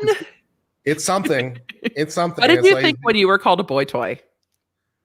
I was like, this is all new to me. I don't know what to say. And it was also because it reminded me of the Vic Mignogna thing. Because for the longest time, I was so critical of Vic. And then, Nick Rekieta filed a brief, which got dumped for other reasons. But I read it. I'm like, substantively, I was like, oh, this is actually making some really clever arguments. It's actually really lured. And then, law Twitter hates me. So I'm like, okay, both sides of this hate me. Who is law Twitter? Like, who are the law Twitter people? I don't know who exactly who it is exactly, but law Twitter is all the blue check mark lawyers on Twitter who are all, it seems to be, extremely left leaning. And I don't know about your politics, but they all seem to be extremely left leaning, and they get in these woke these things. That's Twitter. I am highly suspicious of most things. Government, big tech. I tend to run fairly libertarian. I believe in personal freedom and responsibility. Have you done the political compass test? No, I haven't. I don't really need it. I mean, okay. But no, I run fairly libertarian. And I once again, the problem I have with Twitter is people generally make broad and sweeping generalizations, and I'm like, but no. And I don't. Most of the like blue checkmark lawyers on Twitter are dudes. And so I don't. That's true too. I don't get into like the male attorney, like dick measuring, I know more than you kind of stuff. I'm just like, I have no interest in that at all. And you see that. And it's all the attorneys who look like they would come into court with manicured fingernails. And we saw them, all of the high-priced all of the high-priced criminal defense attorneys would come in with their shiny ass fucking fingernails. If they had come in with like black fingernail polish, I'd be like, do you? okay, but this like highly polished suits, our poor public defenders are coming in, they've got a button missing, they've worked their ass off, and we work with them day in and day out and work well together. And then you've got this dude in a $5,000 suit coming in on some celebrity's DUI, and you're like, oh, just fuck off. Go sit in the back of the courtroom. I don't want to talk to you for another hour. Just wait your turn. The big kids are working here. So that's kind of the blue checkmark lawyers have about the same appeal to me. But so what else is coming up on your channel that we can look forward to? Any major things that we can tease? It's the holidays. I'm going to be doing more of a breakdown of the documents of the Haley Page stuff because I actually want to see how they extended her contract. She indicated that it might have been without her consent, and I'm very interested to find that language in there of the option to extend. And then there's going to be a Saltsy. Our motion calls Michael Saltsy, our channel. There was I'm down with that. I granted it. We call him Saltsy. Saltsy should have a filing tomorrow in response to the motion to dismiss. And they kicked open a lot of doors in that motion to dismiss. And I feel like Saltsy, who is a very savvy lawyer in the way of the social media workings, I feel like he knows we're all going to be reading it and talking about it, and will take the opportunity to throw in quite a lot of receipts, as he tends to do. And I'm very excited to see the shade in the response. And he got an extension of page limit because KJ's attorney went over the page limit and used 45 lines instead of 26 lines, blew through the page limit. Also filed some things late, but so the court had two very sassy minute orders of, it said per my standing order like 6 times in these minute orders. Nice. And so they granted kind of sua sponte a page extension to Saltsy. And I'm sure that they will use all of it to litigate this a little bit. Is that also the response to the motion to not delete your shit? No, there was we haven't talked about this. There was a stipulation. Ooh, okay. And the stipulation reserved the right to bring a later motion for sanctions. Okay. Yep. Uh-huh. Was it a stipulation we won't delete our shit? Yes, it was a stipulation we won't delete our shit. And the stipulation was essentially the court order that they submitted with their motion, what they asked for. You know why they stipulated? Because you have an obligation to not delete your shit. Yeah, I mean, it's basic law 101. We have that wonderful term spoliation, which I don't know how that got invented, but whatever. It's like, once you're on notice of a lawsuit, you can't actually just delete your shit. You're not supposed to do that. It's actually against the rules. Yep. I think there will be a what's up, Nate the lawyer in the chat? I think there will be Nate the lawyer's here. Let's give a what to Nate? What? What's up, Nate? What? I think there will be a motion for sanctions down the road, especially if stuff keeps deleting. Social Blade indicates stuff has disappeared. It might be privated, but you never know. I imagine that we will see more to come with the motion not to delete, because tweets have deleted and it's a very open motion. So the stipulation is there, but the obligation of that motion goes all the way back to notice, which was Halloween. Absolutely. So, well, we've been here for an hour 44. I feel like that's a good length of time. And hopefully, if you might be willing, maybe we can do this on your channel next week. I would love to. I think we should. I think we should grab Nate, and I think we should talk about the response to the motion to dismiss. That's fine. Yeah, Nate, would you be down? Yeah. Well, I assume he'll be down. Yeah. I'll bring the vodka cranberries, and it'll be fantastic. Yeah. Yeah, we will have some drinks and we will definitely talk about that response. I'm very excited to see what you guys think. I'm excited to see what receipts are in there. So that's what's going to be coming up next.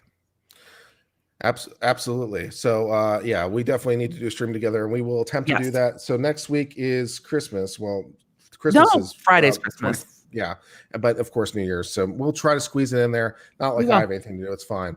But I will simply say, for the moment, I have very much enjoyed talking to my guest, Emily. She has been a wonderful person to talk to, and someone that provides a valuable perspective. And I'm glad that she's out there and helping to demystify some of this law stuff, and also keep me on my toes and keep me honest to figure out how can I ascend to the ranks. Stop. You've got to add in some more curse words. Okay. Everybody try. liked the I physical usually manifestation of reserve those, frustration. except when I'm extremely frustrated. But occasionally I do break out. What the fuck is this? Sprinkle them in. Sprinkle them in. But I'm gonna sign It off would for be now. fun to do a React Please. stream. Oh, go ahead. It would be fun to do a React stream all together. And so the chat was saying, do a lawyer's React stream. We will do a lawyer's React stream and we will have a lot of fun. The chat is saying more head banging against the wall. You might have worked your way into a thing. I'm sorry. Okay. Well, I might have to put some padding or something, but I do have a big head, so I got that going for me. I had to have my hat custom made because my head is so big. Can't get hats off the shelf. But if you haven't already, please make sure to like this video on your way out. It helps with the engagement. Leave a comment. That's helpful. Subscribe if you haven't done so already. Why not? I'm a cool guy. I do cool law stories. You should cool subscribe. Law stuff. And you should absolutely, if you haven't already, go over to our friend Emily Baker's channel and subscribe to her because she is also awesome. I'm going to sign off for now. This has been a lot of fun. Until later, my friends. Cheers and goodbye. Peace.